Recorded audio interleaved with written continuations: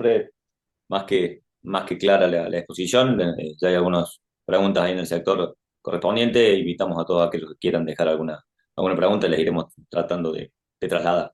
Mientras eso ocurre y tratando de ir de afuera para adentro, digamos. Este tema del petróleo, lo mencionaste, esta transferencia de riqueza de ciertos países a otros y demás, que el mercado no le está dando mucha importancia. O sea, estamos en récord históricos en el mercado de referencia o en el índice de referencia que es Standard Poor's.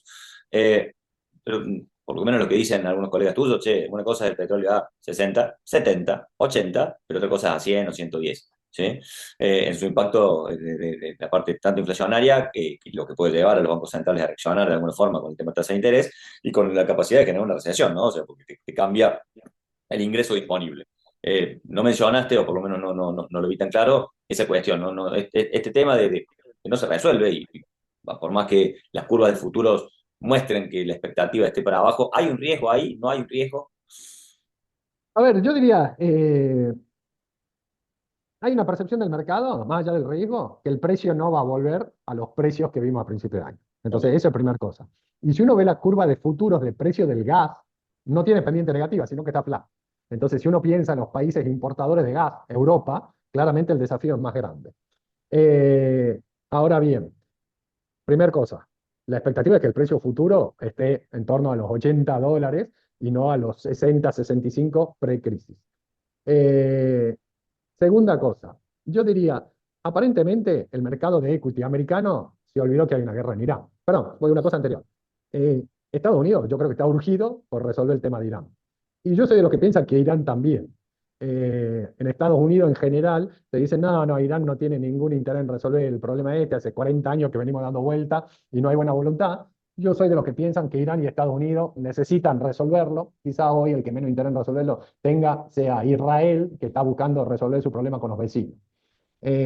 ¿Por qué lo tiene que resolver Trump? Porque Trump, hablando con analistas geopolíticos, dicen, primero se metió donde el Pentágono le recomendó no meterse. Lo segundo, con un objetivo que se le recomendó que no sea, que era el cambio de régimen. ¿Y cuáles son los impactos? Dos cosas que van contra su votante directamente. El primero, meterse en guerras que no son propias. Y el segundo problema, la suba del precio del galón de combustible en Estados Unidos, donde el combustible tiene baja elasticidad de demanda. ¿Qué quiere decir? Sube mucho el precio y yo no puedo dejar de consumir combustible proporcionalmente a la suba de precio. Entonces me empieza a afectar el gasto en otros bienes. Entonces, claramente el votante de Trump está desilusionado por meterse en una guerra que no es propia, al mismo tiempo que le está metiendo la mano en el bolsillo con la suba del precio del combustible. Entonces, Estados Unidos necesita resolver eso, creo que cuanto antes. Ahora, el mercado de equity no se dio por enterado, pero uno dice no se dio por enterado, yo diría una parte que no se dio por enterado, otra parte que si uno dice cuál es el riesgo, el precio del petróleo alto, que esto se vuelve inflacionario y el equity te va a agarrar, un proceso inflacionario te lo va a agarrar, e incluso yo diría mejor que la renta fija en Estados Unidos. ¿Por qué? Porque Estados Unidos, digamos, va a tener problemas fiscales o va a tratar de tomar medidas para compensar la suba del precio energético, con lo cual va a tener más problemas fiscales.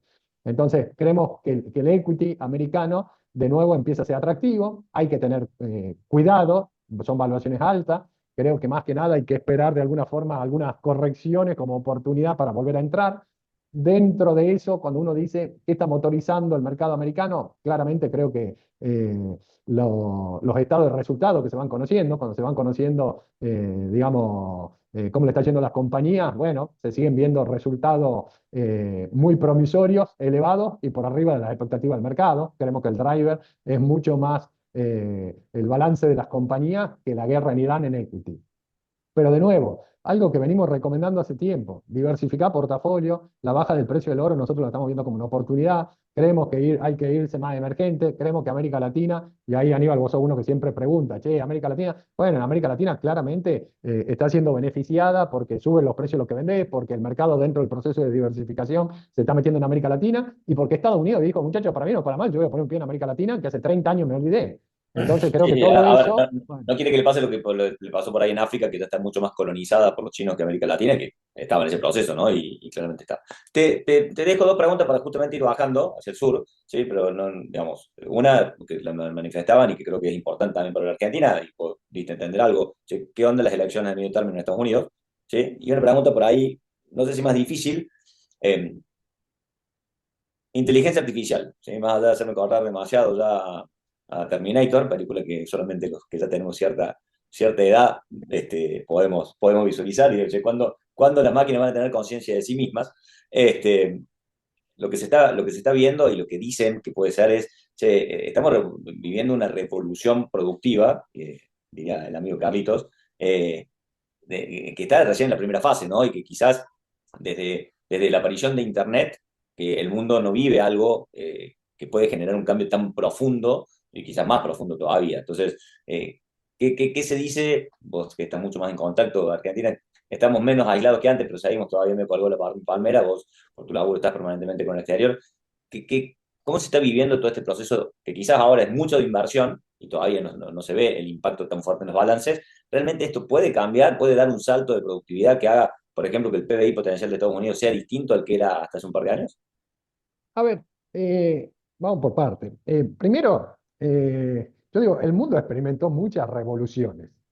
Vos decís Internet, es cierto, pero podemos decir un avión que cruzaba el océano, el motor a combustión, la rueda, digamos, hubieron cambios que uno decía, esto va a revolucionar el mundo, y de hecho revolucionaron el mundo, ¿no? Ahora, ¿esto es algo distinto? La verdad que hay mucha gente que dice, sí, es algo distinto. Y de hecho, si bien estamos fuera del mundo, yo me imagino que muchos de los que estamos acá, ChatGPT ya lo incorporamos a nuestra vida diaria, ahora estamos poniendo cloud, estamos desarrollando agentes, estamos viendo cómo nos facilita la vida. Con lo cual, ¿algún impacto en productividad debería tener? Sí, claramente, debería tener algún impacto en productividad. Ahora, alguien lo cuantificó. Ya yo digo, la Oficina de Presupuesto del Gobierno de los Estados Unidos hace proyecciones de PBI potencial y lo ajustó de 2 a 2,5 en 5 años. Si vos me decís es una revolución, y la verdad que no parece algo tan revolucionario, medio punto del PBI en 5 años. Creo que nadie sabe exactamente dónde va a terminar esto. Esto se asocia mucho, la pregunta, con qué va a pasar con la gente y el empleo. Y en realidad yo soy de los que creo que ahí, digamos, de alguna forma debería existir este salario universal, ¿no? Donde la idea es que se retribuye al trabajador la productividad. Y ahora de golpe, si somos tan productivos que no hace falta ni siquiera ir al trabajo, bueno, esa productividad hay que retribuirla de alguna forma. Entonces creo que la solución es ese salario universal. Creo que nadie tiene claro, Cristina es creo. un evidente, entonces, se anticipó. eh, pero creo, bueno, pero primero hay que producirlo, ¿no? Hay que tener la productividad. A ver, creo que nadie tiene clara la velocidad. Está claro, uno lo experimenta de manera personal, cómo te mejora la productividad día a día con un costo bajísimo. Entonces debería tener impacto en los balances. Ahora, respecto de las inversiones y los Magnificent Seven, yo ahí siempre digo algo que me enseñó alguien que se dedica a inteligencia artificial. Me dice, cuando era la fiebre del oro en Estados Unidos, lo que se hicieron ricos no eran los que buscaban oro, sino los que vendían picos y pala, ¿no? Entonces, de nuevo, creo que hay que ver quiénes venden picos y pala en esta nueva economía y tiene dos partes. Una parte del pico y pala, el que produce el hardware, y otra parte, el que se beneficia de la mejora de productividad. Que todo aquel que desarrolle AI sea un ganador. Bueno, creo que la crisis de las .com nos mostró que no cualquier proyecto que tenía extensión .com era ganador, ¿no? Claro. ¿Y el tema de elecciones de Estados Unidos? A elecciones de Estados Unidos. Yo creo que el mercado ya descontó que Trump pierde una cámara. La pregunta es si va a perder las dos cámaras, que hay algún riesgo, es poco probable, pero existe la posibilidad. Eh, Ahora, cuando uno ve históricamente, después de una elección de medio término, cuando mejor le fue al mercado, es cuando el oficialismo perdió la elección. Es como que el mercado premia la división de poderes, ¿no? Entonces, de nuevo, uno dice, ¿qué se espera? Y por lo menos que pierda una cámara casi asegurado, hay riesgo que pierda las dos cámaras, y hay el riesgo de que empiece todo un proceso de impeachment y qué pasa con Trump en todo ese proceso, ¿no? Pero bueno, veremos qué es lo que pasa. A ver, dentro de esto, y asociado, me imagino que a alguien se le ocurrirá la pregunta, o una pregunta que siempre surge, si esa estrategia de seguridad nacional se puede ver revertida. Y según lo que yo entiendo, es algo del Estado americano, no del gobierno, esta decisión de meterse en América Latina para el abastecimiento de materias primas seguras, ¿no? Ya que diste pie, a ver, dentro de lo que es, y ya por ahí más estrictamente lo que es mercado financiero o inversiones, ¿cómo es Brasil con sus elecciones? ¿Qué países estás viendo, qué sectores estás viendo que tienen potencial de mediano plazo, más allá de aceptar la volatilidad propia de países emergentes, ¿no? Absolutamente, muy buena tu aclaración, digamos, cuando entramos emergentes sabemos que entramos con otra volatilidad, más allá de que nosotros estamos, creo, tenemos el cuero curtido para la volatilidad, Jugamos otra digamos liga a que, ese respecto. pero hay que saber, digamos, que se entra con más volatilidad. A ver, yo te diría, nosotros más, hace un año nosotros decíamos el trade de América Latina es un trade político y ya parte de América Latina ya de alguna forma se empezó a alinear con Estados Unidos. Faltan Brasil y Colombia a ver qué es lo que pasa. Dentro de ese Brasil y Colombia, yo diría, a ver, como atractivo, yo diría renta fija de América Latina. En el caso puntual de Brasil, la tasa interna sigue siendo muy elevada, con un tipo de cambio que está relativamente estable y si sigue subiendo el precio del petróleo que Brasil es exportador de petróleo y minerales metalíferos, también exportador Brasil, yo creo que el tipo de cambio se va a mantener relativamente estable. De Brasil preocupa el desequilibrio fiscal, pero lo financia colocando deuda en reales. Yo diría, no encontramos nosotros un ETF de renta fija de América Latina, pero creemos que uno debería posicionarse más en renta fija de América Latina, ¿no? ¿Moneda local o moneda dura? Eh, a ver, diría moneda local. Yo creo que con la suba de precios de materias primas, de nuevo, América Latina se está viendo beneficiado, ¿no? De nuevo, sabiendo que están entrando en mercado emergente, muy volátiles, que cualquier cosa, los tipos de cambio oscilan fuertemente, yo diría posiciones de mediano a largo plazo, ¿no? Yendo un poco para el extremo sur de América Latina, para Argentina, ¿sí? Ahora hay varias cuestiones ahí que dejaste picando. El tema de nivel de actividad, por lo que vos decís, bueno, hay sectores que sí están muy sentidos, pero probablemente tengan más un problema de rentabilidad. ¿Cómo hacer o qué, vamos a decir, más del trabajo interno que cada compañía puede hacer? ¿Qué, qué herramientas hay para ver si Argentina está mejorando su productividad? Y fundamentalmente, y esto tiene que ver, tendríamos que tener un politólogo al lado, pero está claro que las elecciones se vienen acercando, ¿sí? Y uno no puede dejar de hacer paralelismos a lo que pasó en el 2000, con el final del gobierno de Macri, llegando al 2019, donde estamos esperando los famosos brotes verdes, ¿sí?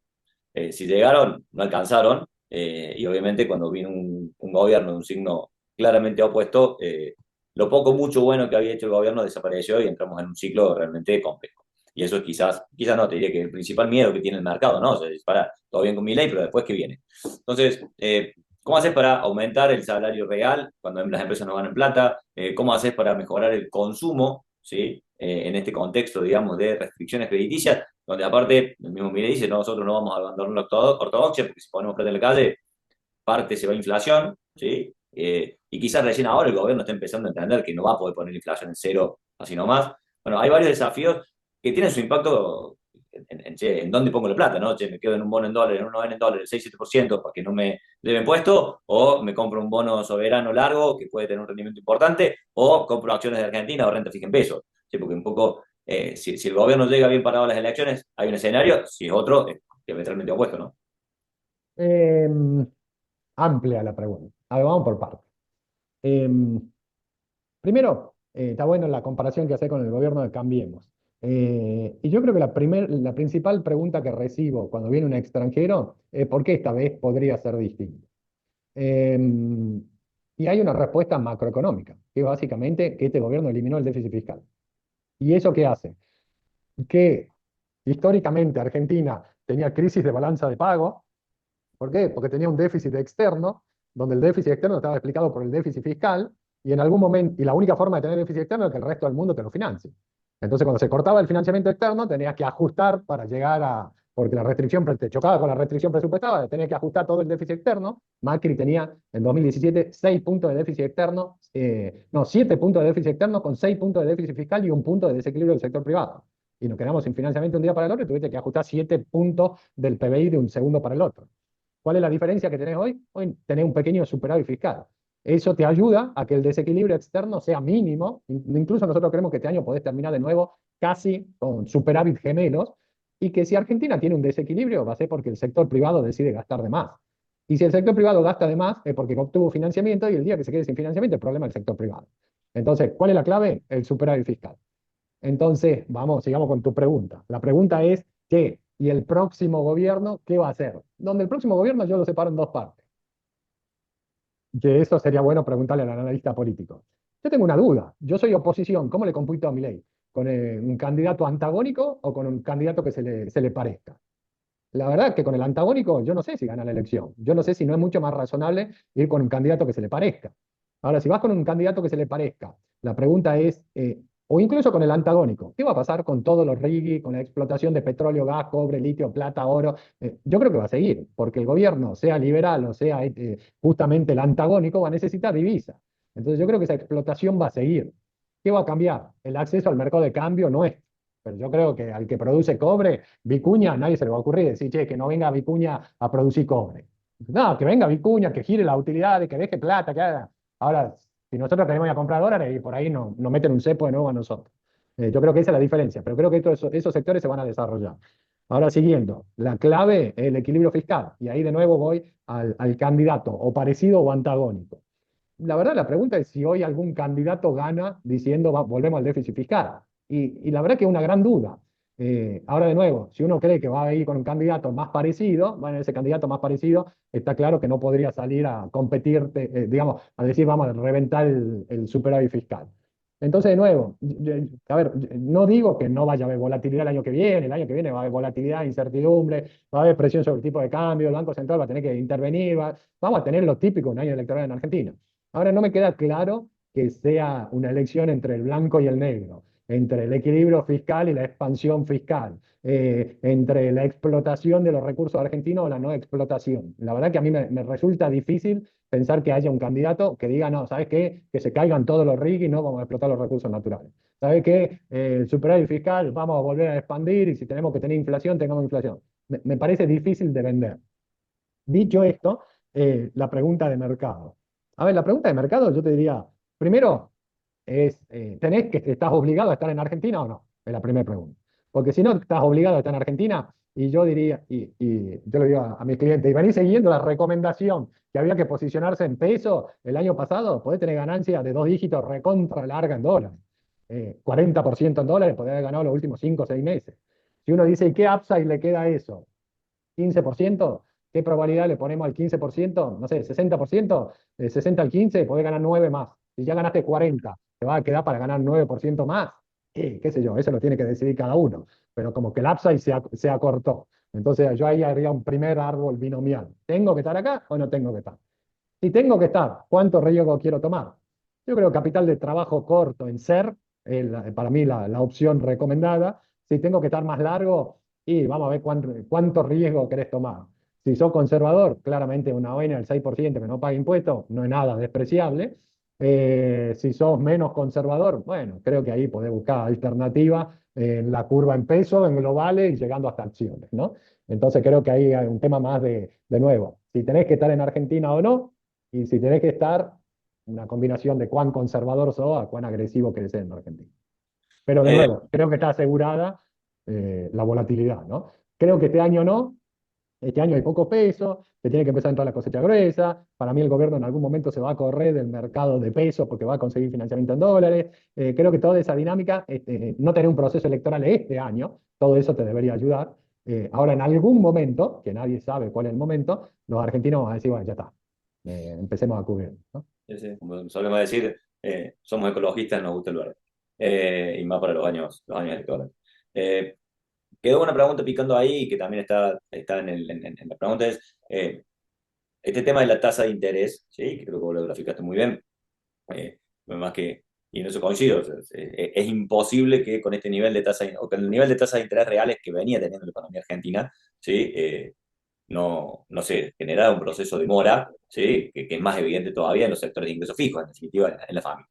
Eh, pero que también pegan las empresas, porque con baja rentabilidad la tasa se hace mucho más difícil de pagar y esto que estamos teniendo como inflación dista mucho de ser el aumento generalizado de precios que había hasta hace 2 años atrás y tiene más que ver por ahí, como mencionaste, el shock de la carne, el shock de la energía, precios regulados, un acomodamiento de precios relativos. Entonces, ves para adelante, por lo menos se vislumbra, lo mostrabas vos en la tasa de caución. Es muy raro que la tasa de referencia de la economía sea la tasa de caución, pero bueno, es lo que tenemos. No hay Eh, otra. pero, a ver, ¿ves para adelante como un cambio de enfoque del gobierno? ¿Sí? De decir, che, pará, no sé si nos equivocamos o no nos equivocamos, pero bajamos la tasa, la estabilizamos, dejamos de que sea endógena, empezaron a haber retoques fuertes sobre el tema encajes que debería permitir que la tasa activa, digamos, el diferencial entre pasiva y activa sea menor. Eso ya se está viendo, por lo menos se percibe. Banco Nación está haciendo, ya presta el 25% y no tenés que ser funcionario, podés acceder igual. Vos ves que eso que va a tener impacto. ¿Cuánto tiempo demora que eso empiece esa cadena de transmisión empiece a funcionar? ¿Qué estiman ustedes? A ver, perdón, la relaciona con algo que preguntaste en la anterior y no te respondí. Que me dijiste cómo se mejoran los salarios reales y cómo hacemos para. A ver, la única respuesta que tiene Argentina a mejorar su situación social, bajar la pobreza, es crecer. No hay otra alternativa. El crecimiento sostenido es la única respuesta y el crecimiento sostenido es algo que no logró Argentina en sus últimos 125 años de estadística. No logramos un proceso de crecimiento sostenido en el tiempo que te permita capitalizar la tasa de crecimiento y te saque gente de la pobreza. Entonces, de nuevo, cualquier atajo o solución mágica de decir vamos a mejorar los salarios reales, ya la conocemos todos los atajos en Argentina y sabemos cómo terminan. La única respuesta es el crecimiento. Respecto de ese crecimiento, ¿cómo haces para que el sector empresario pueda mejorar los salarios? Y digamos, el sector privado tiene que mejorar su productividad para crecer más, ser más rentable y poder pagar salarios reales más altos de manera sostenida, porque esa es la clave para sacar gente de la pobreza. No hay atajos. Respecto a ver, de qué puede hacer el gobierno. Yo planteaba dos cosas. Una, creo que tanto el gobierno nacional como los provinciales el año que viene reeligen. Y todos necesitan llegar a una situación más o menos buena. Entonces creo que el gobierno nacional debería sentarse con su modesto superávit fiscal a conversar con las provincias y decir, muchachos, yo pongo lo que tengo, ustedes pongan lo que tienen y vamos a reactivar obra pública. De hecho, no como obra pública, pero se están licitando un montón de kilómetros de ruta que algo va a generar de actividad económica. Lo segundo para mí clave es que se reactive el crédito. Y en esta reactivación de crédito, como decía Aníbal, bueno, bajaste encaje. Es cierto, para mí, a ver, se van haciendo cosas, pero yo creo que la clave va a ser que el gobierno resuelva su necesidad de financiamiento en dólares, que se corra del mercado en pesos. Hoy el contractivo está haciendo el gobierno chupando todos los pesos que están dando vuelta en la economía. ¿Para qué? Para comprarle los dólares al Banco Central para pagar su deuda en dólares. Cuando uno escucha, el gobierno está hablando de estos préstamos garantizados con organismos internacionales, a ver, si está hablando de eso, algo debe estar dando vuelta. Yo creo que va a salir algo. La velocidad, yo diría el principal desafío van a ser las entidades financieras, donde, bueno, la gran entidad, el Banco Nación, y el Banco Nación de alguna forma empezó a patear el tablero, y creo que está bien que así lo haga, con líneas de financiamiento con tasas más bajas. Ahora, ¿en qué te tiene que ayudar eso? Y en consumo, por un lado, pero en consumo con algo que vos planteaste correctamente, que es el consumo donde yo me endeudo a una tasa real positiva que no me lo va a licuar la inflación, con lo cual si cambio la heladera, la cuota 12 de la heladera la voy a tener que pagar con mi trabajo, no la paga la inflación. Y lo otro que sería deseable es que una parte vaya a construcción. Y de hecho yo le mostré en algún gráfico rápidamente cómo el crédito hipotecario de mediados del 2024, del quinto subsuelo, creció fuerte. Entonces, ¿qué es necesario? Y viendo las preguntas, alguien dice, ¿puede reactivarse el crédito hipotecario a tasa razonable? Y hay gente que dice, no, los bancos dicen que hasta que no haya plazo fijo de largo plazo no pueden prestar. Y yo digo, pero si hasta hace 6 meses estabas prestando a UVA más 6%, ¿por qué no lo va a hacer el mes que viene? La verdad que, de nuevo, creo y hablo mucho de los bancos porque los bancos tienen la particularidad de ser alguien que intermedia los excedentes de liquidez con la demanda de crédito. Entonces es necesario que los bancos empiecen a entender la nueva dinámica y cómo funciona, cómo se hace negocio en este nuevo modelo. Bueno, creo que hay que pensar o esperar que el Banco Nación sea el que tome la delantera, ¿no? Con esto te dejamos, ya estamos en tiempo. Si tuviéramos que hacer un set de indicadores para decir, che, nos vamos más a una postura más conservadora y quizás fuera de Argentina, o por el contrario, tratamos de aprovechar estas oportunidades que son, a ver, coincido, tienen que ver con, no solamente con Argentina, sino con América Latina y con una decisión estratégica de Estados Unidos que va normalmente más allá de un gobierno, son decisiones del Estado, no del gobierno, ¿sí? De impulsar a la región y decir, che, esta América para los americanos, si bien ellos lo entienden un poco diferente al término americano, sí, che, ¿qué deberíamos ver? Para decir, pará, la verdad que el gobierno va en el camino correcto y esto parecería que puede tener un correlato positivo en la elección del año que viene y reafirmar esta secuela de cosas positivas. Vos mencionabas algo que el amigo Ricardo muestra siempre, es el potencial de generación de dólares de Argentina, no de acá a 50 años, en los próximos 2 o 3 años, o sea, porque ya el futuro es hoy, Sí, es fenomenal y bueno, pusiste nada de minería ahí, hablaste de variación del precio del petróleo, lo cual es fenomenal, pero bueno, siempre hay que llegar. Decir, bueno, ¿qué miramos para ver si estamos llegando allá o no? A ver, creo que vamos a empezar en reuniones donde empieza a ser muy importante el tema político. Creo que es clave la contención del gobierno para la gente que está sufriendo el cambio de modelo. De nuevo, cuando uno ve los datos de actividad y todo esto, uno dice, no son datos malos, además son datos buenos, heterogéneos. Bueno, el consumo es heterogéneo, pero son datos buenos. Entonces, ¿cuál es el problema? El problema es esa heterogeneidad. Entonces, de alguna forma, hay que tratar de transitar esa heterogeneidad que sea de la manera menos traumática posible. Eh, Eso, a ver, por un lado eso, por otro, indicador que te puede ayudar de corto plazo a ver que de alguna forma la expansión de crédito te empiece a ayudar, es claramente que el gobierno resuelva su necesidad de financiamiento en dólares con una línea de préstamo, no sé, 4, 5, 6 mil millones de dólares, lo que fuere.